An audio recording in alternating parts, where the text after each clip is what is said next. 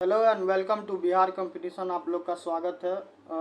देखो माइक तो है नहीं, तो बिना माइक का ही हम करवा रहे हैं। ठीक है, साउंड हम कोशिश कर रहे हैं तेज़ बोलने का, जहाँ जितना मेरे से संभव हो पाएगा। ठीक है, तो बिहार कंपटीशन पे आप लोग का स्वागत है। और 71वीं बीपीएससी के लिए आप लोग को लगातार हम वीडियो दे रहे हैं, जो एमसीक्यू सीरीज का है, बीपीएससी एमसीक्यू सीरीज। ठीक है, जितना ज़्यादा से ज़्यादा आप क्या कीजिएगा, एमसीक्यू का रिवीजन कीजिएगा, उतना ज़्यादा क्या होगा आपके लिए महत्वपूर्ण होगा। ठीक है, तो आज हम लोग देखने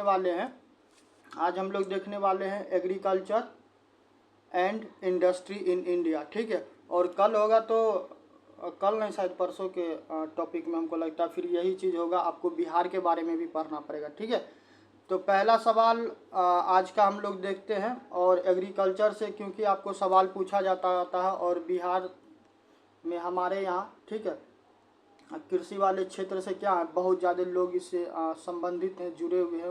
वही उनका जीवन यापन का भी क्या है, एक जरिया है। ठीक है, तो चलिए आज का पहला सवाल देखते हैं क्या है। थोड़ा सा इसको क्या करते हैं, थोड़ा इसको छोटा कर देते हैं, ताकि क्या हो कि ऑप्शन आपको सारा का सारा सही सही दिखे। ठीक है, तो पहला सवाल है कि भारत में सबसे अधिक क्षेत्र में उगाई जाने वाली फसल कौन सी है। ठीक, तो जब भी आप किसी भी क्वेश्चन को कीजिए, तो साथ में आपका ये दायित्व रहेगा कि क्या कीजिएगा कि आंसर के अलावा अन्य ऑप्शन होगा, आप उस अन्य ऑप्शन को भी देखिएगा और उसके बारे में भी पढ़ने की कोशिश कीजिएगा। ठीक है, तो पहला ऑप्शन है ए में गेहूं, दूसरा ऑप्शन है बी में धान, सी में गन्ना और डी में कपास। ठीक है, तो देखो इसका राइट आंसर जो हो जाएगा, इसका राइट आंसर आपको हो जाएगा धान। ठीक है, धान क्या होता है, जो बी है, धान सबसे ज़्यादा भारत में क्या किया जाता है, भारत में उगाया जाता है। इसके अलावा यदि क्या होगा कि राइस भारत में सबसे ज़्यादा, ठीक है, यदि राइस सबसे ज़्यादा भारत में कहाँ उपज होता है, तो इस चीज़ के बारे में आपको क्या करना है, इसके लिए आपको याद रखना वेस्ट बंगाल को। ठीक है, किसको याद रखना है, वेस्ट बंगाल को, पश्चिम बंगाल। ठीक, और इसके अलावा जो चावल है, चावल अनुसंधान, ठीक है, इससे जुड़ा हुआ संस्थान कहाँ पे है, तो वो कहाँ पे है आपको, हैदराबाद में।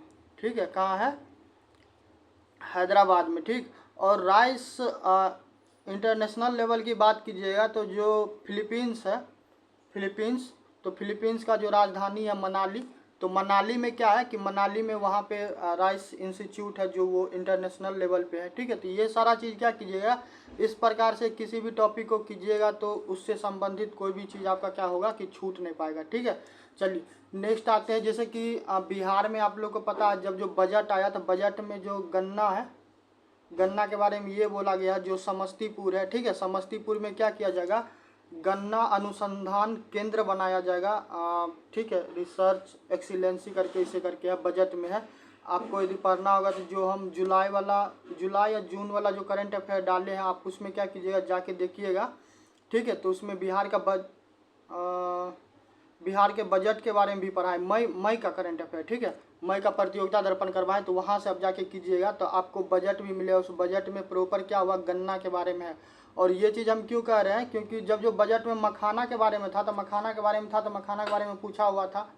ठीक है, तो ये चीज़ हम बार बार बोल रहे थे कि जो चीज़ क्या होगा, जो चीज़ बजट में रहेगा या फिर जो चीज़ चर्चा में रहेगा, तो उसके बारे में सवाल निश्चित रूप से पूछेगा। ठीक, तो जो करंट अफेयर में रहे तो उसको इसी प्रकार से क्या कीजिए, इसी प्रकार से लिंक करके पढ़िएगा, तो निश्चित रूप से वहाँ से सवाल आपका क्या हो जाएगा, बन जाएगा। ठीक है, नेक्स्ट आते हैं कि हरित क्रांति का मुख्य उद्देश्य क्या था। देखिए हरित क्रांति के बारे में थोड़ा सा आप जान लीजिए।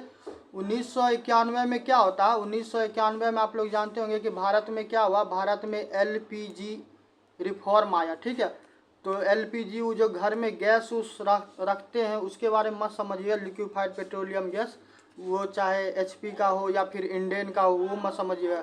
L4 होता है लिबरलाइजेशन, P4 प्राइवेटाइजेशन और G4 ग्लोबलाइजेशन। ठीक है, लिबरलाइजेशन मतलब होता है उदारीकरण, ठीक है, प्राइवेट मतलब होता है निजीकरण, और उसके बाद ग्लोबलाइजेशन के मतलब होता है वैश्वीकरण। और ये क्यों हुआ था, क्योंकि आपको पता होगा कि जब 1947 में क्या होता है, भारत का आज़ादी होता है, तो हमारे मन में एक डर रहता है कि यदि किसी के साथ व्यापार करेंगे तो फिर दोबारा क्या हो कि दोबारा फिर हम गुलाम न बन जाए, ठीक है। तो इस डर से क्या होता है, इस डर से हमारा जो बाजार होता है, जो हमारा अर्थव्यवस्था होता है, वो बंद अर्थव्यवस्था होता है, ठीक है। हम ज़्यादा क्या करते हैं, ज़्यादा विदेश के साथ व्यापार नहीं करते, ज़्यादा लोगों से ज़्यादा क्या करते हैं, राजनीतिक संबंध भी नहीं रखते हैं। और ये डर था, और ये डर धीरे धीरे क्या हो गया, एक क्रूरता के रूप में उभर के सामने आने लगा, क्योंकि जो ज़रूरतें की चीज़ थी वो हम लोग को पूरा नहीं हो पा रहा था। और 1991 में क्या होता, ऐसा स्थिति हो जाता है कि भारत को मजबूरी बस क्या करना पड़ा कि एलपीजी रिफॉर्म करवाना पड़ा, और डब्ल्यूटीओ के द्वारा बहुत घटिया गंदा सा टाइप का क्या हुआ कि हमारे ऊपर शर्तें डाला गया, और हमको उस चीज़ को मानना पड़ा, क्योंकि हमारे अर्थव्यवस्था का उस टाइम में क्या हुआ था, पूरा स्थिति डमाडोल हो गया। जो अभी वर्तमान का जो यूएसए है, अमेरिका जिसको कहते हैं, तो ये अमेरिका ही है। तो इस अमेरिका से ऐसा ऐसा गेहूं भारत में आया हुआ था, जो वहाँ पे जो सूअर होता है, ठीक है, जो सूअर होता था वो भी नहीं खाता था, उस टाइप का सड़ा गला हुआ गेहूं हमारे यहाँ आता था। और क्योंकि हमारे यहाँ पे क्या था, हमारे यहाँ स्थिति बहुत ज़्यादा ख़राब था, तो इस वजह से हम लोग को क्या करना पड़ा कि उस टाइप की चीज़ों को क्या करना पड़ा, लेना पड़ा, समझ गए। तो हरित क्रांति किससे जुड़ा हुआ था, तो हरित क्रांति स्वाभाविक है किससे हो, जो कृषि होगा, ठीक है, जो कृषि वाला चीज़ होगा उससे ही जुड़ा होगा। तो यहाँ पे हो जाएगा खाद्यान्न उत्पादन को क्या करना था, बढ़ाना था, ठीक है, खाद्यान्न उत्पादन को बढ़ाना था। और हरित क्रांति से एक चीज़ याद रखिएगा, जो हमारे जो एम.एस. स्वामीनाथन साहब हैं, ठीक है, उनका शायद निधन हो गया, तो एम.एस. स्वामीनाथन जी को ही क्रेडिट दिया जाता है भारत में हरित क्रांति लाने के लिए। तो उनको क्या किया गया है, उनको आपको क्या किया गया है कि भारत रत्न से भी क्या किया गया, सम्मानित किया गया, ठीक है। तो आपसे हो सकता है कि इस रूप में पूछ ले कि भारत में किनको कृषि के क्षेत्र में क्या किया गया, भारत रत्न से सम्मानित किया गया, ठीक है। तो एम.एस. स्वामीनाथन साहब का नाम क्या कीजिएगा, याद रखिएगा, ठीक है। चलिए नेक्स्ट है कि भारत में रबी फसल की बुआई किस महीने होता है। थोड़ा सा आप क्या कर लीजिए, रबी और क्या होता है खरीफ के बारे में जान लीजिए। देखिए जो रबी वाला फसल होता है तो सीधा सा समझ लीजिए जो गर्मी का महीना होता है, ठीक है, तो उसमें क्या होगा कि उसमें ये आएगा रबी वाला। उसके अलावा जो खरीफ होगा तो वो किस में आएगा, जो बरसात वाला मौसम होगा, ठीक है।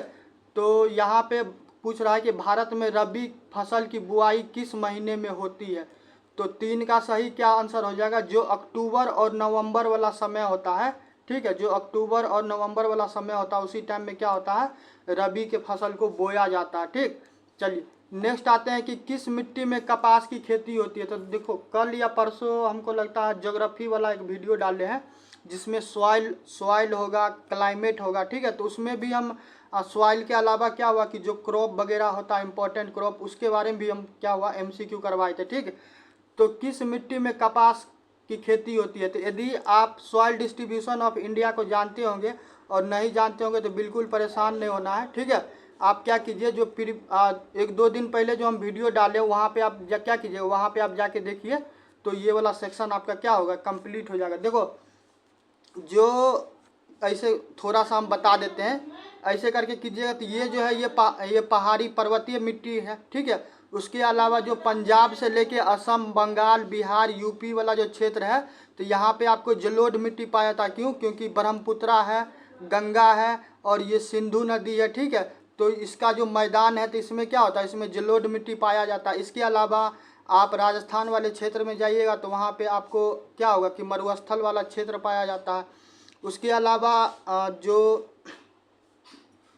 पश्चिमी वाला क्षेत्र है, ठीक है, जो पश्चिम वाला भाग है, तो पश्चिम वाला भाग में आइएगा तो पश्चिम वाला भाग में आपको क्या मिलेगा, पश्चिम वाले भाग में काली मिट्टी मिल जाएगा। और वही पूरब वाले भाग में जाइएगा तो पूरब वाले भाग में लाल मिट्टी मिल जाएगा, ठीक है। और ये जो साइड वाला बेल्ट वाला जो क्षेत्र है, ये वाला क्षेत्र, तो इधर आपको क्या मिल जाएगा, इधर आपको लेटराइट सॉइल मिल जाएगा, ठीक है। तो क्या कीजिएगा, जो काला मिट्टी रहता है, ठीक है, जो काली मिट्टी रहती है, तो काली मिट्टी में ही क्या होता है कि काली मिट्टी में ही आपको कपास की खेती की जाती है, ठीक है। तो जो ये आपको कर्नाटक वाला क्षेत्र है, यहाँ पे तो महाराष्ट्र होगा, महाराष्ट्र है, कर्नाटका है, केरला है, ठीक है, थोड़ा बहुत तमिलनाडु वाला क्षेत्र भी आता है। तो इस सब क्षेत्र में यदि आप जाइएगा तो आपको काला मिट्टी मिल जाए, और काला मिट्टी में क्या होता है कि कपास का खेती क्या होता है, बहुत बेहतरीन तरीके से होता है। ठीक है, चलिए नेक्स्ट आते हैं कि ऑपरेशन फ्लड। तो देखो ऑपरेशन फ्लड का बात करेगा तो ऑपरेशन फ्लड किससे संबंधित है, दूध जो होता है दूध के उत्पादन से क्या है, दूध के उत्पादन से ऑपरेशन फ्लड क्या है कि जुड़ा हुआ है। और 3 या 4 महीने पहले का करंट अफेयर है कि जो हमारे देश के क्या है कि गृह मंत्री हैं माननीय अमित शाह जी, तो उनके द्वारा ये भी बोला गया हुआ था कि भारत का अब पर डे क्या होना चाहिए, पर डे का जो दूध उत्पादन क्षमता है उसको हम क्या करेंगे, कम से कम 1000 लीटर क्या कर देंगे, 1000 लीटर करवा देंगे। ठीक है, तो उससे क्या होगा कि धीरे धीरे धीरे धीरे चीज़ें क्या होने लगा, बढ़ने लगे। ठीक है, क्षेत्र वाइज करके उसमें प्रॉपर डाटा है, ये आपको ऑन एन एवरेज हम बताए हुए हैं। तो इससे क्या होगा कि दूध उत्पादन होगा तो स्वाभाविक है भारत विश्व में क्या करेगा, लीड करेगा। यदि वर्तमान का देखिए तो वर्तमान में क्या है कि which country is the largest producer of milk in the world.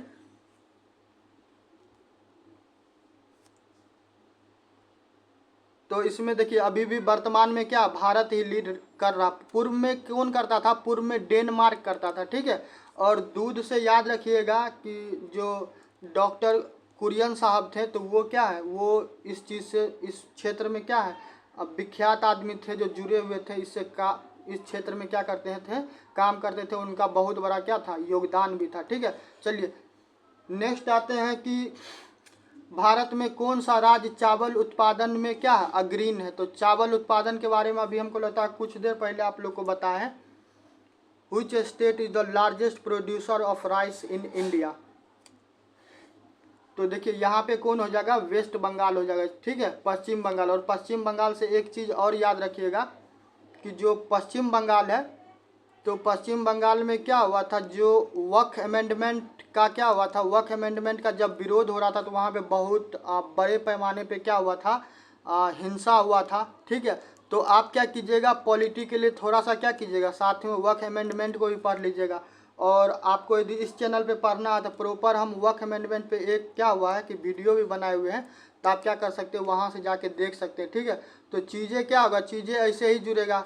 इसके अलावा आप जो वेस्ट बंगाल है तो वेस्ट बंगाल से कई करंट अफेयर है। ठीक है, जैसे कि पानी में क्या किया गया, पानी में ट्रेन चलाने के लिए सुरंग बनाया गया। ठीक है, उसके अलावा जो ईस्ट कमांड है, ठीक है, उसको क्या किया गया, जो हमारे सेना है उनको दे दिया गया है। इसके अलावा वहाँ पे फिल्म फेस्टिवल, कलकत्ता में फिल्म फेस्टिवल हुआ था। तो ये सारा चीज़ क्या कीजिएगा कि करंट अफेयर यदि आपको कवर करना है तो इसी चैनल पे प्रतियोगिता दर्पण हम करवाए हुए हैं। ठीक है, 71वीं बीपीएससी का करंट अफेयर करके प्ले लिस्ट होगा, आप क्या कीजिएगा वहाँ से कर लीजिएगा। ठीक है, तो ऐसे कर करके कीजिएगा तो जब किसी टॉपिक का क्या होगा कि जब 360 डिग्री कवरेज होगा तो स्वाभाविक है क्या होगा कि वहाँ से कोई भी सवाल बच नहीं पाएगा। ठीक, नेक्स्ट आते हैं कि भारत में जूट की प्रमुख उत्पादक पट्टी कहाँ, तो पट्टी यानी कि क्षेत्र होगा। तो 7 का सही जवाब क्या हो जाने वाला है, जो पश्चिम बंगाल है। देखो जब जो क्या होता है कि 1947 में भारत का विभाजन होता है, स्वाभाविक है कि धर्म के आधार पे हुआ था। जो मोहम्मद अली जिन्ना थे उनके द्वारा ये बोला गया, और साथ में उसको सपोर्ट कौन किया गया था, वर्तमान का जो बांग्लादेश देख रहे हैं उसका जो निर्माता है मुजीबुर रहमान, तो वो किससे जुड़े हुए थे, वो मुस्लिम लीग से जुड़े हुए थे। और मुस्लिम लीग का स्थापना कब हुआ था, 1906 में। ठीक है, तो मुस्लिम लीग और मोहम्मद अली जिन्ना ये दोनों मिलके क्या हुआ कि इकबाल जी के बाद पे 1940 में क्या किए, पाकिस्तान जैसा चीज़ का डिमांड करते हैं और फाइनली क्या होता है, भारत का विभाजन होता है। तो जो बंगाल वाला क्षेत्र था तो उस टाइम में तो क्या भारत और क्या पाकिस्तान और क्या बांग्लादेश, ठीक है, सब तो एक ही था। तो जो अभी वर्तमान का जो बांग्लादेश और भारत में जो है बंगाल, तो उस वाले क्षेत्र में आपको बहुत ज़्यादा उद्योग और फैक्ट्री था। तो जैसे विभाजन होता है तो क्या हुआ कि फैक्ट्री चला गया किधर, फैक्ट्री चला गया उधर बांग्लादेश वाले क्षेत्र में, और जो क्षेत्र था उपजाऊ वाला क्षेत्र वो रह गया भारत में।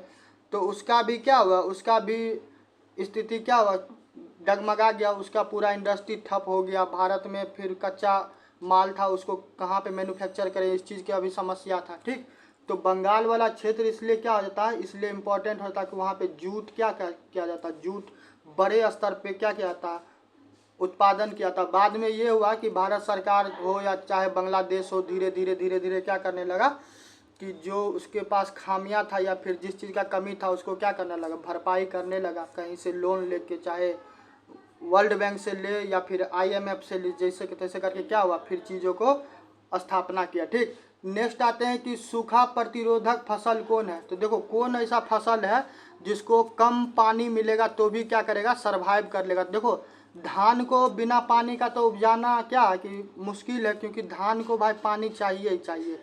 तो जो ऑप्शन ए है, तो ऑप्शन ए तो बिल्कुल नहीं होगा। दूसरा है गन्ना, तो जो ईख होता है, जो शुगर केन होता है, तो शुगर केन में भी क्या होता है, बहुत मात्रा में पानी चाहिए, तो शुगर केन भी यहाँ पे नहीं होगा। ठीक है, नेक्स्ट आता है बाजरा। तो बाजरा के बारे में ये बोला जाता है कि बाजरा कम पानी में भी क्या होता है, कम पानी के उपलब्धता में भी आसानी से क्या होता है कि इसका फसल को उपजाया जा सकता है। ठीक है, तो 8 का सही आंसर क्या हो जाएगा, सी हो जाएगा। ठीक, चलिए नेक्स्ट आते हैं कि कौन सी फसल जायद ऋतु में पाई जाती है। तो देखो जायद जब जो क्या होता है, एक तरह से कह दो कि सीजनल ब्रेक होता है, तो उस बीच में क्या किया जाता है, एक शॉर्ट टाइम के लिए थोड़ा बहुत फसल वगैरह क्या होता है, इसमें भी उत्पादन हो जाता रहता है। ठीक, तो 9 का इसमें क्या हो जाएगा, देखो एक तो मूंग है, दूसरा चना है, तीसरा सरसों है और चौथा आलू है।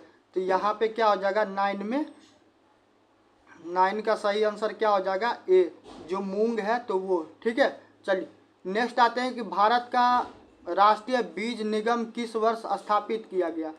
तो भारत का बात कीजिएगा तो 1969 में क्या होता है कि जो 1969 में है, तो उस वक्त आपको राष्ट्रीय बीज निगम का क्या किया गया, स्थापना किया गया, ताकि क्या हो कि जो फसल है, ठीक है, तो फसल में उत्पादन को बढ़ाना, तो उसके लिए क्या हो, जो बेहतरीन टाइप का जो बीज होगा उसको क्या कीजिए, उस पर थोड़ा R&D कीजिए, रिसर्च एंड डेवलपमेंट कीजिए, थोड़ा सा उसमें इनोवेशन कीजिए, तब जाके क्या होगा कि बीज में धीरे धीरे सुधार होगा। ठीक है, चलिए नेक्स्ट आते हैं कि श्वेत क्रांति किससे संबंधित थी। तो देखो अभी दुग्ध क्रांति का बात किए थे और अभी बात कर रहे हैं श्वेत क्रांति का।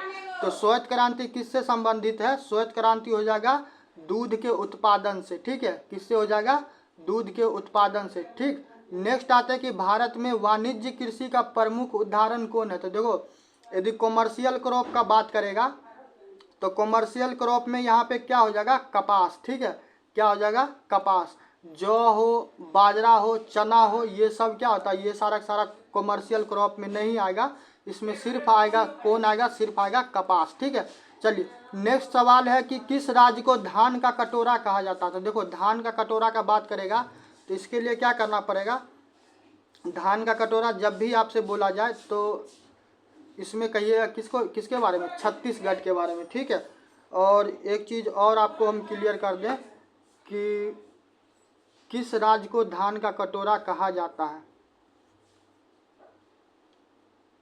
तो देखो छत्तीसगढ़ होगा, और छत्तीसगढ़ से एक चीज़ याद रखना कि जो गुरु घासीदास पिंगला टाइगर रिजर्व है,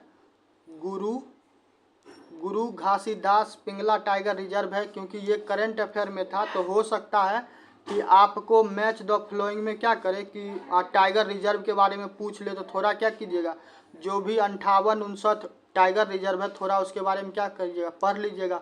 और नहीं करना तो उससे बचने के लिए आपके पास सबसे बेस्ट ऑप्शन है कि जो प्रतियोगिता दर्पण हम करवा रहे हैं। ठीक है, आप क्या कीजिएगा, प्रतियोगिता दर्पण को आप कवर कर लीजिएगा, तो वहाँ से क्या होगा, सारा चीज़ आपका कवर हो जाएगा। ठीक है, और जो मई वाला करंट अफेयर है, तो देखो मई वाला करंट अफेयर में जो क्या नाम है इसका, छत्तीसगढ़ में बजट आया हुआ था, छत्तीसगढ़ का बजट भी करवाए हैं, तो क्या कीजिएगा कि वहाँ से वो भी आप साथ में क्या कर लीजिएगा। ठीक, नेक्स्ट आते हैं कि भारत का सबसे बड़ा सिंचाई परियोजना कौन है।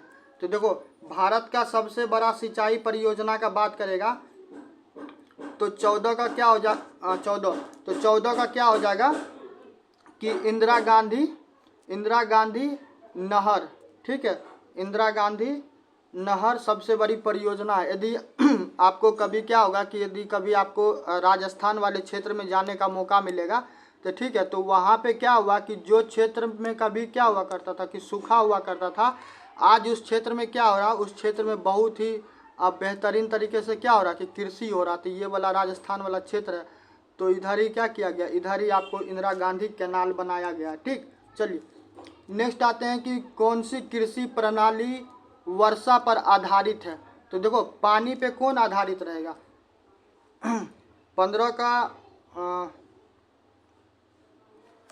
कौन सी कृषि प्रणाली वर्षा पर आधारित होती है। ठीक है, तो यहाँ पे क्या हो जाएगा, वर्षा आधारित कृषि। देखो चाहे भारत हो या फिर भारत से जुड़ा हुआ आसपास का कोई भी देश हो, चाहे पाकिस्तान हो, बांग्लादेश हो, श्रीलंका हो, ठीक, तो इस सभी क्षेत्र में क्या होता है, इस सभी क्षेत्र में मैक्सिमम आप देखिएगा तो जितना जो कृषि होता है वो सब का सब क्या है कि मानसून, ठीक है, बारिश पे ही क्या है, बारिश पे ही आधारित है। ठीक, चलिए नेक्स्ट आते हैं कि किस फसल के लिए अधिकतम उष्ण कटिबंधीय जलवायु की आवश्यकता होती है। ठीक, तो आप लोग यदि क्या कीजिएगा कि यदि भारत के क्या कीजिएगा, भारत का भौगोलिक क्षेत्र के बारे में पढ़िएगा तो उसमें पाइएगा कि भारत भी क्या है, उष्ण कटिबंधीय मानसूनी क्षेत्र में पाया जाता है। ठीक, तो 16 का आपको क्या हो जाएगा, गन्ना। ठीक है, 16 का क्या हो जाएगा,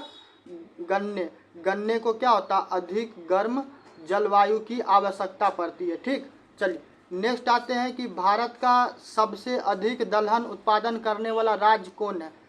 तो 17 का सही आंसर क्या हो जाएगा, मध्य प्रदेश। मध्य प्रदेश वाला जो क्षेत्र है तो वहाँ पे आपको दलहनी क्या होता है कि दाल वाला जो फसल है, ठीक, तो वो बहुत बड़े पैमाने पे, बड़े स्तर पे क्या किया था, बड़े स्तर पे वहाँ पे उत्पादन होता है। ठीक, चलो नेक्स्ट है कि किस मिट्टी को रेगुर मिट्टी कहते थे। देखो जो हम बोले हैं कि 1-2 दिन पहले जो वीडियो डाले हैं सॉइल पे और क्लाइमेट पे, ठीक है, तो आप उस वीडियो क्या कीजिएगा, जाके देखिएगा। तो सॉइल से जुड़ा हुआ और क्रॉप से जुड़ा हुआ कोई भी चीज़ क्या होगा कि आपको छूटेगा नहीं। ठीक, तो जो काली मिट्टी रहती है, तो उसी को क्या कहते हैं, रेगुर मिट्टी कहते हैं। ठीक, और वहाँ पे हम विस्तृत तरीके से करवाए भी हैं कि काली मिट्टी क्यों होती है, रेगुर मिट्टी क्यों होती है, उसका बनावट कब होता है और क्यों होता है। ठीक, चलिए नेक्स्ट है कि भारत में गन्ना उत्पादन में कौन सा राज्य अग्रणी है। तो 19 का क्या हो जाएगा, 19 का हो जाएगा आपको उत्तर प्रदेश। ठीक है, क्या हो जाएगा, उत्तर प्रदेश। उत्तर प्रदेश में आपको वर्तमान में क्या हो रहा है कि वर्तमान में गन्ना बड़े पैमाने पे हो रहा है। वैसे महाराष्ट्र की बात कीजिए तो महाराष्ट्र में भी बड़े पैमाने पे क्या होता है, बड़े पैमाने पे आपको गन्ना का खेती होता है और छिटपुट अन्य राज्य में भी होता है। मगर जो एक रिमार्केबल होता है जिसको आप क्या कर सकते हैं, जिसको आप नोटिस कर सकते हैं, तो इस मामले में अभी वर्तमान में अग्रणी कौन है, उत्तर प्रदेश। ठीक है, चलिए नेक्स्ट है कि न्यूनतम समर्थन मूल्य किसके लिए घोषित किया जाता है। तो देखो जो क्या नाम है, जुलाई वाला जो प्रतियोगिता दर्पण हम अपलोड किए हैं, ठीक, तो उसमें भारत सरकार के द्वारा क्या किया गया है, जो एमएसपी है, तो एमएसपी के लिए लगभग जो भी 22 या 25 फसल है तो उसका नाम भी दिया गया है कि रबी क्रॉप में कौन है, खरीफ क्रॉप में कौन है, तो उसका नाम, और आप क्या कीजिएगा उस सारे फसल का नाम याद कर लीजिए, क्योंकि आपसे सवाल में ऐसे बिल्कुल नहीं पूछेगा कि कौन क्या करता है, कौन वहाँ पे घोषित करता और नहीं करता। वहाँ से आपको पूछ लेगा कि एमएसपी के द्वारा रबी क्रॉप कौन कौन इसमें शामिल है। ठीक, तो जो भी 25-30 फसल का नाम होगा क्या कीजिएगा, वहाँ से जाके आप याद कर लीजिए ताकि वहाँ पे सवाल छूटेगा नहीं। ठीक, तो यहाँ पे क्या हो जाएगा कि फसलों के लिए न्यूनतम मूल्य, ठीक, वास्तव में क्या होता है कि जब आप कोई भी फसल को लगाते हैं तो उसमें ऐसा नहीं है कि सिर्फ आप बीज को डाल दिए तो आपका फसल आ जाएगा। बीज है, फिर सिंचाई है, सिंचाई के अलावा लेबर है, तो लेबर है तो क्या आपके घर के सदस्य हैं या फिर आप क्या कीजिए उसके लिए हायर किए हैं। ज़मीन जो है तो आपका वास्तव में आपका अपना है या फिर ज़मीन भी क्या किए हैं आप पट्टे पे भाड़े पे उठाए हैं। ठीक है, तो ये सारे चीज़ को क्या किया जाता है, इस सारे चीज़ को देखा जाता है, फिर जाके जो केंद्र में संस्थान है, ठीक है, उसमें अलग अलग बॉडी है, CPA है और भी है, ठीक है, CPEA है और करके है, तो उन लोगों के द्वारा क्या किया था, सारे चीज़ का अध्ययन किया जाता है और उसके बाद फिर आपको फसलों का जो सही मूल्य हो वो दिया जाता है। ठीक, नेक्स्ट है कि कृषि जनगणना कितने वर्षों में होती है? तो कृषि जनगणना की बात कीजिएगा तो कृषि जनगणना क्या होता है? कृषि जनगणना आपको 5 वर्षों पे होता है, ठीक है। और रिसेंट का जो यदि देखेगा लेटेस्ट कृषि जनगणना, तो ये आपको 2021 और 2022 का है, ठीक। तो लॉन्च हुआ था आपको 28 जुलाई 2022 में। तो यदि समय मिलेगा तो क्या कीजिएगा, थोड़ा गूगल पे जाके पढ़ने का कोशिश ज़रूर कीजिएगा, ठीक। नेक्स्ट आते हैं कि 22 में क्या सवाल है। 22 में सवाल है कि भारत में चाय की खेती प्रमुखता से कहाँ होती है, ठीक है।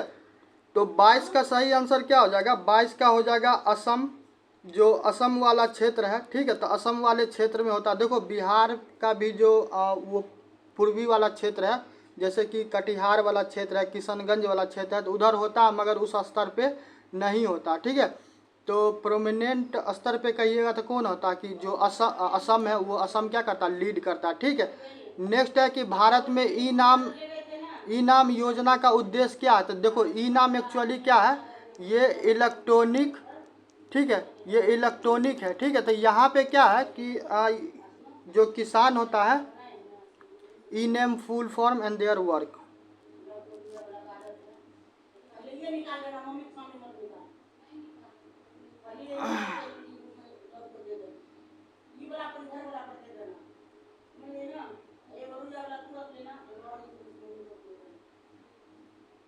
एक सेकेंड, ई नेम, एक मिनट ठहर जाओ यार, क्या हो रहा है, बहुत दिन हो गया रे।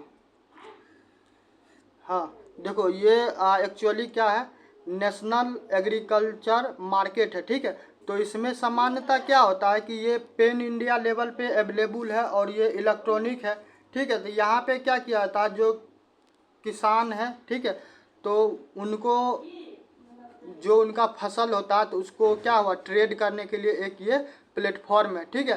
तो इसका क्या यहाँ पे पूछ रहा है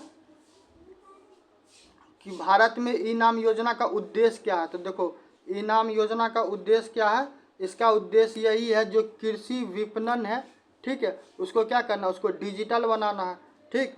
ई नाम कृषि विपणन का क्या करा, डिजिटलीकरण करा। जैसे कि आप मान चलो कि पंजाब में, ठीक है, और आपके पास 500 किलो गेहूँ हो, कोई कर्नाटक वाले क्षेत्र में है, उसके पास क्या हो कि 1000 किलो काजू हो या फिर ग्राउंड नट्स हो, उनको बेचना था भाई, वो क्या करेंगे, अब लेके घर घर गली गली पूरे भारत तो घूमते नहीं रहेंगे, तो वो क्या करेंगे कि ई नाम पे क्या करेंगे, लिस्ट करवा देंगे। तो अब जिसको खरीदना होगा वहाँ पे जाके क्या करेगा, बीड करेगा, और यदि दोनों पार्टी को रेट सही लगेगा तो फिर वहाँ पे क्या होगा कि सामान बिक जाएगा और उसके बाद उनको पैसा दे दिया जाएगा, ठीक है। तो इसी के लिए ये चीज़ का व्यवस्था करवाया गया। तो इसमें एक चीज़ और फ़ायदा है कि जैसे आप ग्रामीण क्षेत्र में यदि रहते होंगे या फिर शहरी क्षेत्र में तो कम मिलेगा, यदि ग्रामीण क्षेत्र में भारत में रहते होंगे तो आप लोग बाजार समिति का नाम सुने होंगे। तो कई बार देखते रहते हैं कि बारिश उरिश होने के वजह से कोल्ड स्टोरेज के नहीं होने के कारण क्या होता है कि उनके फसल को बहुत ज़्यादा नुकसान होता रहता है, ठीक है। तो इस चीज़ से बचने के लिए आप क्या कर सकते हैं कि आप ई नाम का इस्तेमाल कीजिए, और जहाँ कहीं भी आपको सुरक्षित लगता है आप अपने कृषि को क्या कीजिए, जो भी आपका उपज है, फसल है, उसको आप वहीं रखे रहिए। जब उसको आवश्यकता पड़ेगा वो बीड करेगा, खरीद लेगा। अब फिर कैसे ट्रांसपोर्ट करना नहीं करना वो क्या होगा, वो उसका प्रॉब्लम रहेगा, ठीक। तो आप इस सारे समस्या से क्या कर सकते हैं, बच सकते हैं, ठीक है। चलिए नेक्स्ट है कि बागवानी में सर्वाधिक उत्पादन राज्य कौन है। तो 24 का क्या हो जाएगा, 24 का हो जाएगा महाराष्ट्र, ठीक है। और महाराष्ट्र से एक चीज़ याद रखिएगा, अभी कुछ दिन से, अभी 2-3 दिन से बहुत ज़्यादा हो रहा है, जो महाराष्ट्र में मराठी भाषा है, तो मराठी भाषा को लेके क्या हो रहा है कि हिंदी भाषा के साथ बहुत ज़्यादा विवाद चल रहा है, ठीक है। हिंदी भाषा के साथ क्या हो रहा है, विवाद चल रहा था। आपका दायित्व ये बनता है कि जो भारतीय संविधान में जो 8वीं अनुसूची है, तो 8वीं अनुसूची के बारे में पढ़िएगा। इसके अलावा आप ये भी पढ़िएगा कि रीऑर्गेनाइजेशन ऑफ इंडियन स्टेट, क्यों कि आप लोग को पता होगा कि भारत में जो आंध्र प्रदेश है वो पहला राज्य है जो कि भाषा के आधार पे बना था। तो हो सकता है कि आपसे क्या करें कि पॉलिटी वाले सेक्शन से आपको सवाल क्या करे पूछ ले, तो इस चीज़ को क्या करना है, इस चीज़ को पढ़ लीजिए। इसके अलावा जो नागरिक जो होते हैं जो अपने अपने क्या करते हैं स्थानीय भाषा बोलते हैं, ठीक है, तो इसके बारे में भी क्या कीजिएगा थोड़ा देख लीजिए किस क्षेत्र में कौन भाषा पूछा जाता है। ठीक, चल नेक्स्ट आते हैं कि कौन सी योजना कृषि से संबंधित नहीं है। तो प्रधानमंत्री फसल बीमा योजना है, ठीक है, फसलों का क्या किया जाता है इंश्योरेंस करवाया जाता है, तो ये तो है। दूसरा है कि राष्ट्रीय कृषि विकास योजना, तो कृषि से जुड़ा है तो इसको भी रहने दीजिए। तीसरा है प्रधानमंत्री सड़क योजना, तो देखो अब सड़क योजना इसको क्या करो थोड़ा सा रोक दो। और नेक्स्ट है कि राष्ट्रीय खाद्य सुरक्षा मिशन, ठीक है, डी। तो 25 का क्या हो जाएगा सी। देखो सड़क प्रधानमंत्री ग्राम सड़क योजना जो है ये आपको लगभग हमको जहाँ तक याद है शायद 2005 के आसपास आया, ठीक है, और ये अटल बिहारी वाजपेयी जी हैं तो उनका ही क्या हुआ था, उनके ही प्रयासों से किया गया हुआ था। बाद में चीज़ें क्या हुआ कंटिन्यू होते गया। तो देखो जो राष्ट्रीय खाद्य सुरक्षा है तो थोड़ा इसके बारे में भी पढ़ लेना। जो हमारे देश के पूर्व में क्या रह चुके हैं प्रधानमंत्री शास्त्री साहब, तो शास्त्री साहब का जब क्या होता है कि निधन होता है तो शायद 1962 के आसपास के टाइम में ही क्या होता है कि भारत में कृषि में भारत को क्या किया था, भारत को मतलब आत्मनिर्भर बनाने के लिए इनके द्वारा विचार लाया था, ठीक है। और वहीं से धीरे धीरे अभी जो वर्तमान में आप लोग FCI का नाम सुने होंगे, फूड कॉरपोरेशन ऑफ इंडिया, या फिर हिंदी में भारतीय खाद्य निगम, तो उसको बनाने का मुख्य कारण यही था कि क्या हो कि कम से कम हमारे पास इतना भोजन हो, ठीक है, इतना हमारे पास खाद्य कृषि हो कि कभी क्या हो कि कभी युद्ध हो या फिर हमारे नागरिक को कभी वैसा समस्या आए तो उस समस्या से क्या किया जा सके, फाइट किया जा सके, ठीक है। तो उसी के तहत नेशनल फूड सिक्योरिटी एक्ट के तहत ही क्या किया गया था। वैसे तो आया 2013 में, ठीक है, मगर उससे पूर्व में ही क्या किया गया हुआ था कि इस पे आपको विचार किया गया था, ठीक। तो यहाँ पे सही आंसर हो जाएगा प्रधानमंत्री ग्राम सड़क योजना। चलिए अब आते हैं इंडस्ट्री में देखते हैं। तो भारत का सबसे पहला इस्पात यंत्र कहाँ स्थापित हुआ। तो जब भी आप क्या कीजिएगा भारत का 5 ईयर प्लान पढ़िएगा, और 5 ईयर प्लान निश्चित रूप से पढ़िएगा। पंचवर्षीय योजना से सवाल क्या करता पूछता है, चाहे वो बॉम्बे प्लान हो या फिर गांधीयन प्लान हो, ठीक है। बाद में क्या होता है कि 2014 में जो भारत में इलेक्शन होता है तो जो बीजेपी पार्टी है, ठीक है, वो सत्ता में आती है, तो जो आपको प्लानिंग कमीशन रहता है उसको रिमूव करवा के क्या कर देती है, एक नया संस्थान का निर्माण करवाती है जिसका नाम क्या है, नीति आयोग, ठीक। तो जो 12 का 12 पंचवर्षीय योजना आप उसको पढ़िएगा तो उसमें आप जर्मनी के बारे में, ब्रिटेन के बारे में, रसिया के बारे में, फ्रांस के बारे में, ठीक है, USA के बारे में पढ़िएगा कि उसके सहयोग से क्या हुआ, भारत में कहीं पे बांध बनाया गया, कहीं पे स्टील प्लांट लगाया गया, ठीक। तो ये हो सकता है कि आपके एग्ज़ाम में पूछेगा, और प्रॉपर क्योंकि सिलेबस में है तो क्या करना है कि सिलेबस में है तो आप इसको निश्चित रूप से देखिएगा। चलिए तो अब देखते हैं 26 का सही आंसर क्या होने वाला है। 26 का हो जाएगा ए जमशेदपुर, और ये कहाँ है, ये आपको क्या नाम है जो झारखंड वाला क्षेत्र है, ठीक है। तो झारखंड वाले क्षेत्र में ही आपको ये मिल जाएगा, ठीक। देखो दुर्गापुर में भी है वहाँ पे, और जो भिलाई है तो भिलाई के बारे में याद रखना कि 3 से 4 महीना पहले क्या हुआ था कि भिलाई में ही शायद वहाँ पे क्या हुआ था, जो स्टील प्लांट है, शायद स्टील या इस्पात प्लांट है, तो वहाँ पे क्या हुआ था कि आग लग गया हुआ था, ठीक है। तो आग लग गया हुआ था तो खैर उतना बड़े स्तर पे तो नुकसान नहीं हुआ, मगर फिर भी नुकसान हुआ। तो वो आपको क्या था, वो आपको करंट अफेयर में था, ठीक। तो थोड़ा सा क्या कीजिएगा, जो स्टील प्लांट होगा तो उसके बारे में भी पढ़ लीजिएगा, ठीक। चलिए नेक्स्ट आते हैं कि भारत में सबसे बड़ा औद्योगिक क्षेत्र कौन है। तो देखो वर्तमान में जो महाराष्ट्र का जिस प्रकार का प्रवृत्ति है और राज ठाकरे के द्वारा जिस हिसाब से स्टैंड लिया जा रहा है, और बीजेपी समर्थित सरकार जो आपको महाराष्ट्र में है, ठीक है, तो वहाँ के CM का जो जिस हिसाब का क्या है कि जिस हिसाब से उनका विचार क्या है कि पेंडुलम, घड़ी के पेंडुलम की तरह है, तो उससे क्या हो रहा है कि जो देखो जो भी बिजनेसमैन है उसको कोई फर्क नहीं पड़ता किसका सरकार है या नहीं है, ठीक है।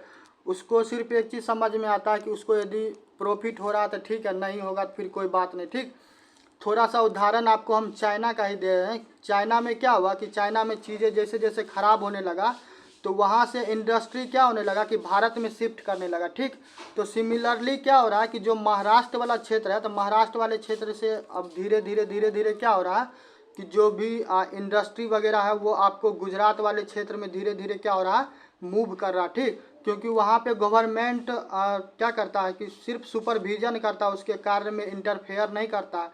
ठीक, तो इस प्रकार के चीज़ें जब भी रहेगा तो स्वाभाविक है वहाँ पे कोई भी इंडस्ट्री रहेगा तो वहाँ पे ग्रो करेगा। और गुजरात वाला क्षेत्र देखिए अभी वर्तमान में आपको मुंबई को आने वाला समय में कुछ दिन में क्या होगा कि इसको बीट कर देगा। जब से आपको वहाँ पे गिफ्ट सिटी बनाया गया, ऊपर से साथ में क्या हुआ कि जो धोलेरा वाला क्षेत्र को अभी विकसित किया जा रहा है, बस आशा है कि खुल जाए। यदि जिस दिन वो ओपन हो जाएगा तो भारत का नहीं कहिए आप, विश्व का एक तरह से क्या होगा कि ये कैपिटल सिटी बनने का क्षमता रखता है। ठीक है, क्योंकि वहाँ पे आपको हर प्रकार का क्या होगा कि जो उद्योग से जुड़ा हुआ चीज़ है वो प्रॉपर उसी को माइंड में ही सेट करके गिफ्ट सिटी का निर्माण किया गया है। तो क्या होगा कि गुजरात एक समय में हो सकता है तो विश्व में आपको मैनचेस्टर ऑफ द वर्ल्ड भी बन जाए। ठीक, चलिए तो 27 का क्या सही आंसर होगा, 27 का होगा डी, दिल्ली एनसीआर। ठीक है, तो भारत में सबसे बड़ा औद्योगिक क्षेत्र कौन सा है, दिल्ली। ठीक, तो दिल्ली को याद रखिएगा। और दिल्ली से एक चीज़ और याद रखिएगा, जब से केजरीवाल को क्या हुआ कि केजरीवाल जेल में गए, फिर उनकी वाइफ जो थी अतिशी मरलेना वो आई।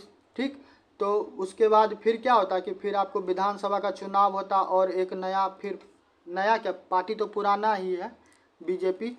तो क्या होता कि जो रेखा जी हैं, रेखा गुप्ता, तो वो क्या होती है कि सीएम बन के आती है। तो इसको याद रखिएगा कि दिल्ली की चौथा क्या होगा कि चौथा महिला मुख्यमंत्री होगी। ठीक, हो सकता है आपको करंट अफेयर में क्या कर दे, पूछ दे कि दिल्ली का चौथा मुख्यमंत्री कौन है जो महिला है, तो रेखा जी का नाम क्या कीजिएगा, याद रखिएगा। ठीक है, चलिए नेक्स्ट आते हैं कि भारत में सूती वस्त्र उद्योग का केंद्र कौन सा है।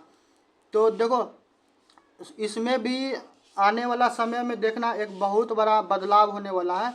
जो वर्तमान का जो दक्षिण भारत वाला क्षेत्र है, चाहे वो कर्नाटका है या फिर तमिलनाडु है, वो धीरे धीरे क्या हो रहा है, विकसित हो रहा है। ठीक है, तो आने वाला समय में होगा तो हो सकता है गुजरात और महाराष्ट्र इस दोनों को बीट करके होगा तो तमिलनाडु इस क्षेत्र में ज़रूर लीड करेगा। ठीक है, क्योंकि जिस हिसाब से तमिलनाडु वाले क्षेत्र में काम चल रहा है तो आने वाला समय में कलकत्ता और क्या नाम है, कलकत्ता कहते हैं, मुंबई और गुजरात को जरूर क्या करेगा, ये लोग पीछे छोड़ देगा। ठीक, तो 28 का क्या सही आंसर हो जाएगा, 28 को हो जाएगा मुंबई। ठीक है, मुंबई में क्या है कि सूती वस्त्र का उद्योग केंद्र है।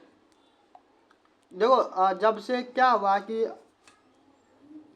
रतन जी टाटा हो या फिर जमशेद जी टाटा हो, तो एक समय था जब क्या हुआ कि उस टाइम में उनके पास उतना धन दौलत नहीं होता था, तो फिर जो सामान्य तरह का जो बिजनेस होता था वो करते थे। ठीक है, मगर अभी के टाइम में टाटा को देखिएगा तो चाहे लैंडलॉर्ड हो, और लैंडलॉर्ड करते हैं, लैंड रोवर हो या फिर जगुआर हो, और भी बहुत बहुत बड़ा कंपनी है। ठीक है, तो उसको एक्वायर कर लिया तो धीरे धीरे क्या हो रहा है कि जो कृषि वाला क्षेत्र है उससे ये लोग धीरे धीरे क्या हो रहे हैं कि दूर हो रहे हैं। ठीक है, तो आप हमेशा याद रखिएगा जब भी कहीं पे वैकम क्रिएट होगा तो कोई ना कोई क्या है कि कोई ना कोई इंतजार में बैठा हुआ उस जगह को क्या करेगा, भर देगा। ठीक है, चलिए 29 है कि सार्वजनिक क्षेत्र की पहली कंपनी कौन सी थी। तो 29 का हो जाएगा HEC। ठीक है, HEC रांची में क्या है, सार्वजनिक क्षेत्र की पहली कंपनी मानी जाती है HEC। ठीक है, देखो सेल है, ONGC है, हेल HAL है।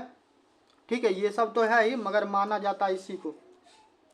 नेक्स्ट है कि देश में सबसे अधिक चीनी मिलें कहाँ हैं। तो चीनी मिल जहाँ भी हो, हमारे बिहार का बहुत बड़ा दुर्भाग्य है कि जितना भी चीनी मिल था लगभग क्या हुआ कि आज कूड़ा के भाव में क्या हो रहा है कि उसका लोहा को, टीना को बेचा जा रहा है, या फिर क्या हुआ, सर गल गया है।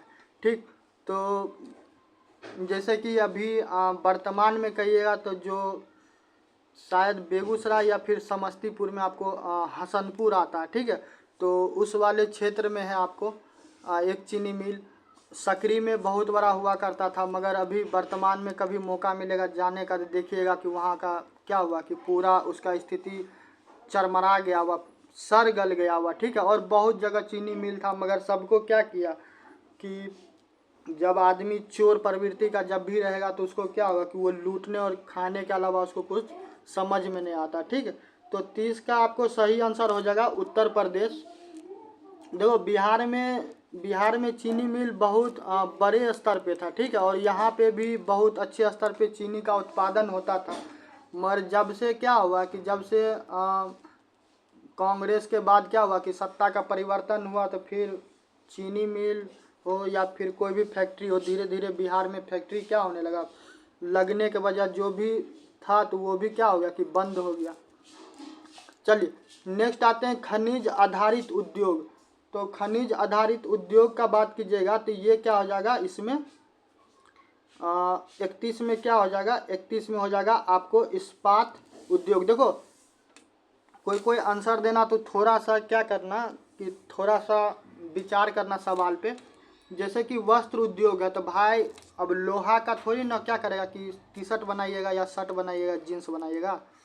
तो स्वाभाविक है क्या कीजिएगा कि यहाँ पे आप स्वाभाविक रूप से काट दीजिएगा, ठीक। तो यहाँ पे क्या हो जाएगा सी हो जाएगा। चलिए एल्युमिनियम उत्पादन में अग्रणी राज्य कौन है। तो देखो एल्युमिनियम पे भी देखो इसीलिए कहते हैं कि करंट अफेयर करो। करंट अफेयर जो छात्र क्या करेगा बेहतर तरीके से कर लेगा तो उसका स्टैटिक पोर्शन भी नहीं छूटेगा, ठीक है। पूरे बीपीएससी के एग्जाम में देखिएगा तो स्टैटिक के नाम पे सिर्फ 2 ही चीज़ पूछा जाता है। एक तो आपको साइंस से पूछा जाता है, शरीर का अंग बदल नहीं सकता है तो वहाँ से पूछेगा, और दूसरा हिस्ट्री। तीसरा बोलिएगा तो तीसरा स्टैटिक के नाम पे कुछ भी नहीं है। जो भी पूछा जा रहा है वो करंट अफेयर से जुड़ा है, चाहे इकोनॉमिक से हो, पॉलिटी से हो, ज्योग्राफी से हो, इन्वायरमेंट से हो, साइंस एंड टेक से हो, ठीक है। तो आप देखिएगा जो भी है तो करंट अफेयर से जोड़ के ही पूछा था, और जिसका करंट अफेयर अच्छा होगा तो नहीं कुछ तो वो क्या करेगा कि 70 से 80 सवाल स्कोर करना उसके लिए बहुत मामूली सा बात होगा, ठीक। तो अपने स्टडी में क्या कीजिएगा करंट अफेयर देखिए। और देखिए प्रतियोगिता दर्पण बहुत ज़्यादा दिन से तो नहीं, मुश्किल से हमको लगता है 2 से 3 महीना से दे रहे हैं, मगर देखिए अभी छात्र के द्वारा बहुत ज़्यादा पसंद किया जा रहा है, ठीक है। कि कंटिन्यूअस जितना भी प्रतियोगिता दर्पण का जो भी हम वीडियो डालें रेगुलर बच्चा क्या कर रहा है वॉच कर रहा है, कहीं ना कहीं क्या है कि एग्ज़ाम लेवल को मैच कर रहा है, तभी क्या कर रहा है कि छात्र पसंद कर रहा है, ठीक। चलिए तो 32 का है कि एल्युमिनियम उत्पादन में अग्रणी राज्य कौन है। तो 32 का क्या हो जाएगा, 32 का ए हो जाएगा उड़ीसा। देखो गवर्नमेंट के द्वारा एक रिपोर्ट भी जारी किया गया हुआ था जिसमें जो भी खनिज पदार्थ है तो उस पर रिपोर्ट है। तब देखो खनिज पे हो, कृषि पे हो, रेयर अर्थ मेटल पे हो, तब एक एक करंट अफेयर को यहाँ पे करवाना संभव नहीं है। तो इसी के लिए क्या कीजिए आप प्रतियोगिता दर्पण पढ़ते रहिए ताकि आपका कुछ भी चीज़ छूट नहीं पाएगा, ठीक।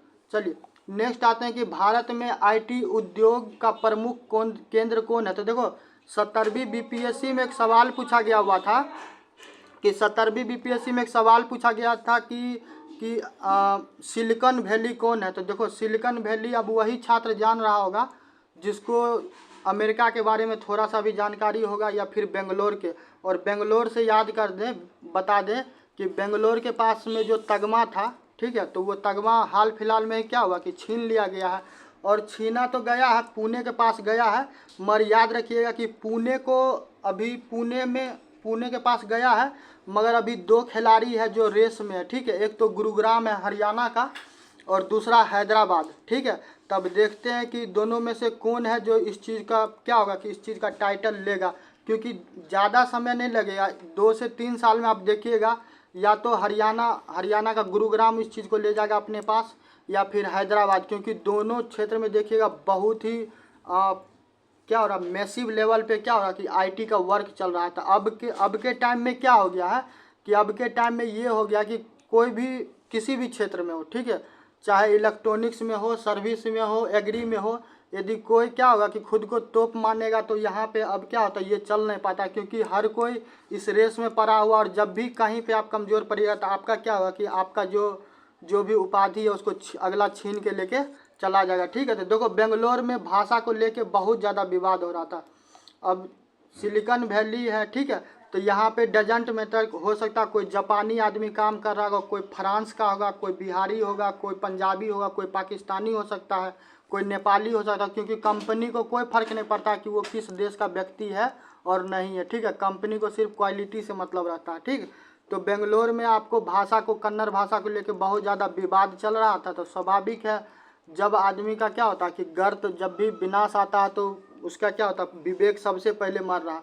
और आने वाला समय में देखिएगा महाराष्ट्र का भी यही स्थिति होगा, धीरे धीरे जिस हिसाब से वहाँ से इंडस्ट्री मूव कर रहा है, तो जो भी एक क्या है कि धन का वो कैपिटल करेंसी का जो इसके पास अभी वो है, ठीक है, तगमा है, तो हाल आने वाला समय में क्या होगा कि ज़रूर कोई ना कोई उससे छीन लेगा, ठीक। तो चलिए 33 का सही आंसर क्या हो जाएगा। देखो यहाँ पे तो बेंगलोर दिखा रहा, मगर करेंट अफेयर के हिसाब से हम बता दें कि ये पुणे के पास चला गया, ठीक है। नेक्स्ट है कि मेक इन इंडिया योजना कब शुरू हुआ था। देखिए मेक इन इंडिया की बात कीजिएगा तो हमारे यहाँ अभी भी चाइना का बात कर लीजिए, चाइना के साथ जो हमारा व्यापार होता है, तो जो चाइना के साथ हमारा व्यापार होता है, तो चाइना हमारे यहाँ बहुत ज़्यादा क्या करता है, सामान बेचता है और हमसे ख़रीदता बहुत कम है, क्योंकि जो उसको सामान चाहिए वो हम बनाते नहीं हैं, ठीक। तो इस मामले में चाइना क्या करता है, लीड करता है। चलिए तो 34 का क्या हो जाएगा, 34 का हो जाएगा बी। 2014 में मेक इन इंडिया प्रोग्राम लाया। देखिए इसका बेनिफिट तो हुआ है, मगर जिस स्तर पे होना चाहिए उस स्तर पे नहीं हुआ है। जो नोएडा है, तो नोएडा में आप लोग को पता होगा कि नोएडा में सैमसंग कंपनी जो कि साउथ कोरिया का है,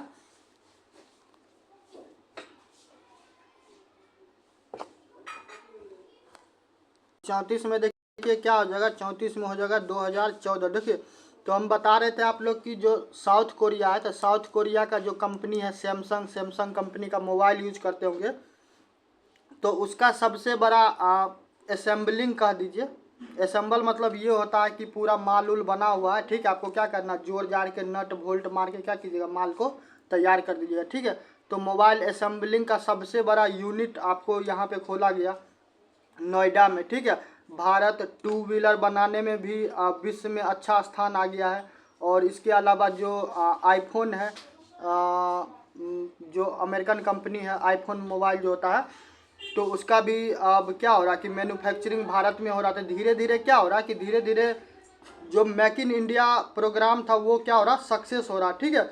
यही चीज़ कई बार इस चीज़ का हमको दुख भी होता रहता है कि यही चीज़ यदि 2014 से पहले अपनाया जाता तो स्वाभाविक है भारत का स्थिति आज कुछ और होता, ठीक है। चलिए नेक्स्ट आते हैं कि भारत में पेट्रोलियम रिफाइनरी सबसे पहले कहाँ स्थापित की गई, ठीक है। तो आप लोग यदि फोटो वोटो में देखते होंगे तो आपको एक बम्बई में क्या होगा कि समुद्र में उधर दिखाई देता होगा, पर उसके चक्कर में नहीं पड़िएगा, ठीक। जो असम वाला क्षेत्र है, जो असम है वर्तमान का, तो वहाँ पे क्या हुआ कि वहाँ पे आपको पहला रिफाइनरी क्या किया गया, पहला रिफाइनरी स्थापित किया गया था, ठीक है। चलिए नेक्स्ट आते हैं कि भारत में सर्वाधिक कोयला उत्पादन किस राज्य में होता है। तो 36 का आपको क्या हो जाएगा, जो देखो इसी कोयला के वजह से क्या हुआ था कि इसी कोयला के वजह से बिहार का क्या होता, बिहार का विभाजन हुआ, ठीक है।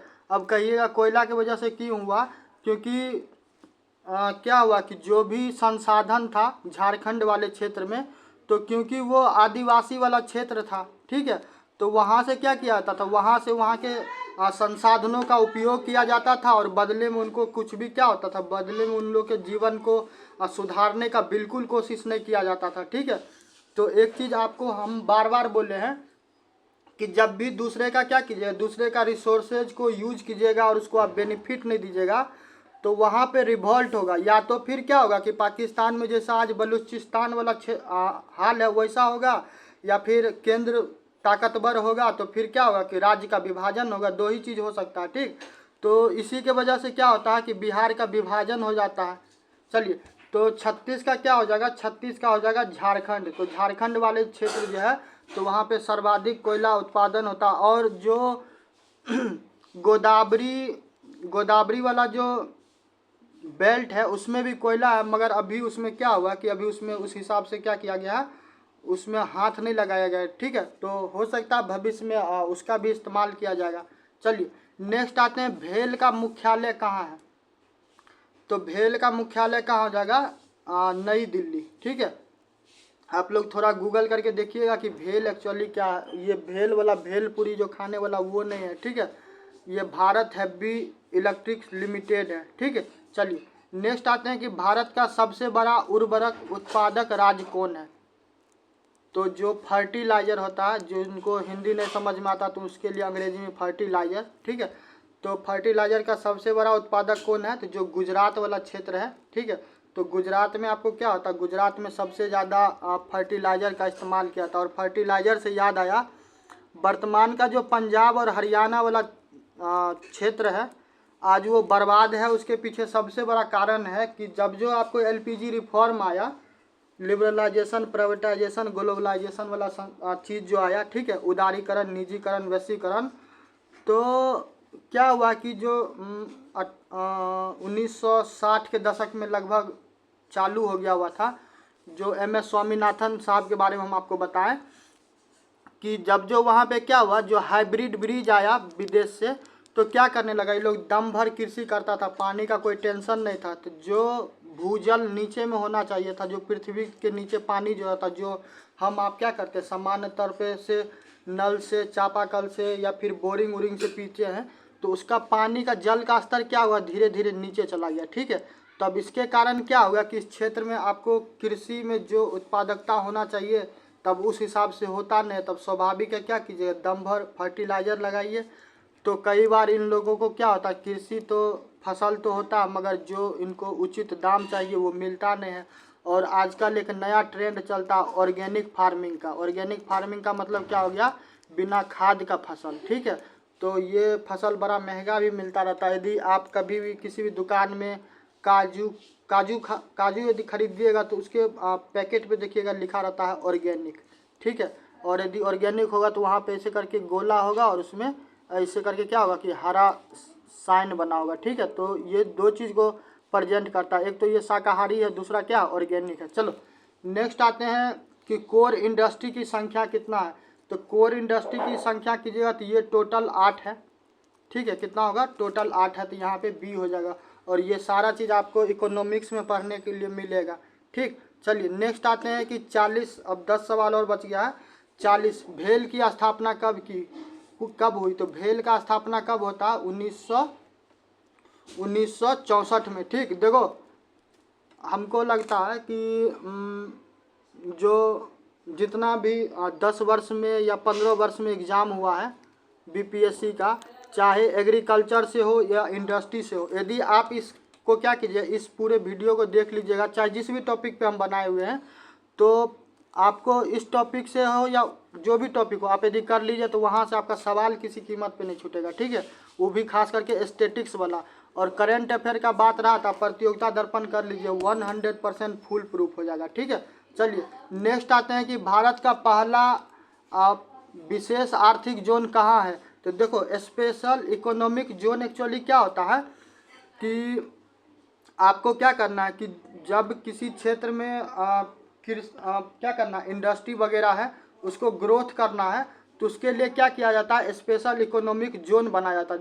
ठीक है, तो वहाँ पे डिफरेंट टाइप का फैसिलिटी होता है। यदि पोर्ट वाला क्षेत्र है तो वहाँ पे आसानी से क्या हो, कंटेनर को लाया जा सके, फिर कंटेनर का शिपमेंट किया जा सके।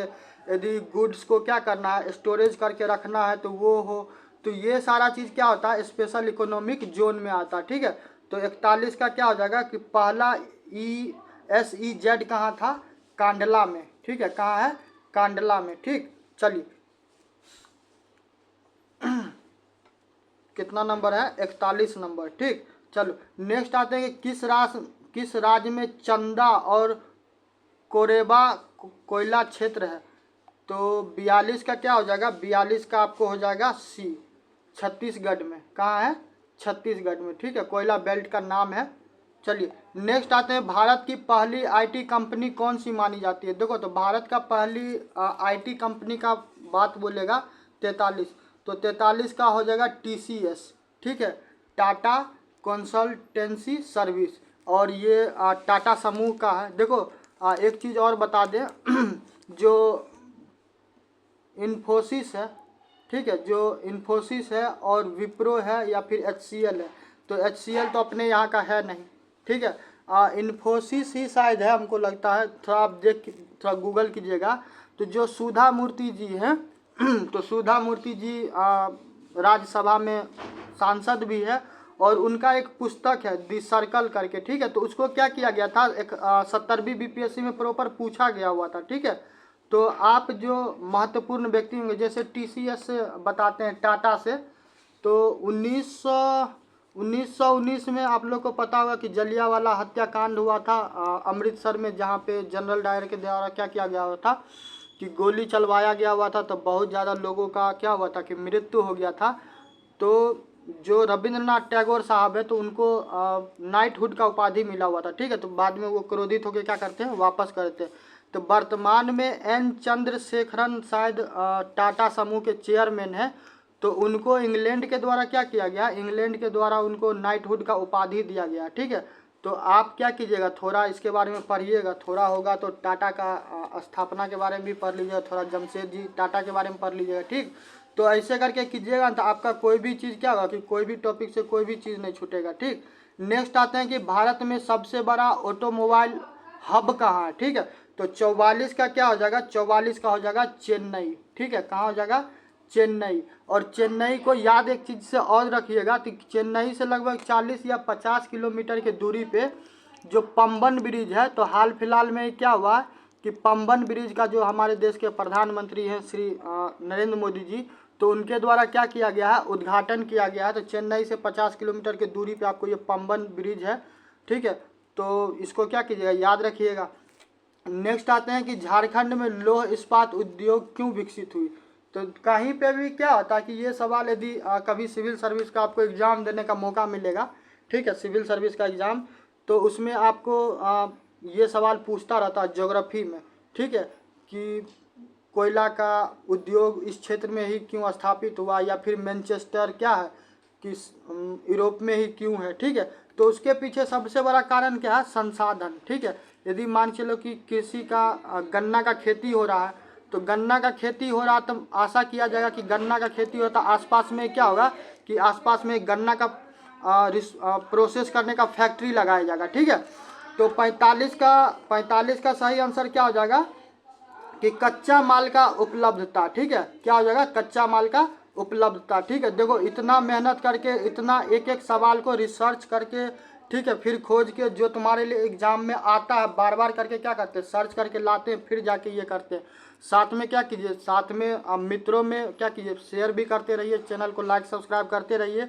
और छात्र जो भी कमेंट करके बता रहे हैं, तो उनसे एक अनुरोध और है कि आप पहले क्या कीजिए, पहले पूरे के पूरे टेस्ट को लगाइए, और तब आपको कोई चीज़ नहीं समझ में आता क्या कीजिए, आप कमेंट करके हमको बताइए, हम निश्चित रूप से आपको क्या करेंगे, आपके डाउट को सॉल्व करेंगे, ठीक है। तो सार्वजनिक उपक्रम का अर्थ क्या होता है, देखो सार्वजनिक उपक्रम क्या होता है कि स्वाभाविक है, जो गवर्नमेंट के द्वारा कोई भी इंडस्ट्री चल रहा होगा तो वो सार्वजनिक हो जाएगा। सिंपल सा समझ लो कि गवर्नमेंट का भागीदारी यदि 51% से अधिक है, तो वो PSU में काउंट किया जाएगा, ठीक। तो 46 का क्या हो जाएगा, सार्वजनिक स्वामित्व वाले कंपनी, ठीक है। चलिए नेक्स्ट आते हैं कि भारत में सबसे पुरानी औद्योगिक नीति कब लागू की गई थी। तो पुरानी औद्योगिक नीति का बात करेगा, तो पुरानी औद्योगिक नीति हमको लगता है 1948 वाला शायद होगा। 47 का क्या हो जाएगा, हाँ 1948 वाला ही है। बाद में समय समय के साथ क्या किया गया, रिवीजन किया गया, ठीक है। नेक्स्ट आते हैं कि किस योजना में MSME सेक्टर पर जोर दिया गया। तो मीडियम स्मॉल मीडियम माइक्रो क्या होगा कि जो इंटरप्राइजेज होगा, तो उस पर कब ध्यान दिया गया। तो 48 का हो जाएगा जब आपको आत्मनिर्भर Bharat, skill India, startup India लाया गया, तो इसका मतलब हो गया D, सभी हो जाएगा, ठीक है।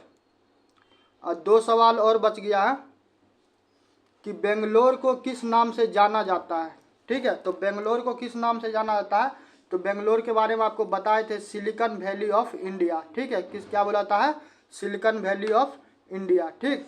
चलिए आज का लास्ट सवाल है, और आज का लास्ट सवाल आज का लास्ट सवाल है, ठीक है। तो इसको देख लीजिए, इसके बाद क्या करते हैं कि हम लोग वीडियो को समाप्त करते हैं, ठीक। देखो नीचे में एक्सप्लेनेशन भी है, तो परेशान नहीं होना, मगर उतना दिमाग नहीं लगाना, ठीक है। चलो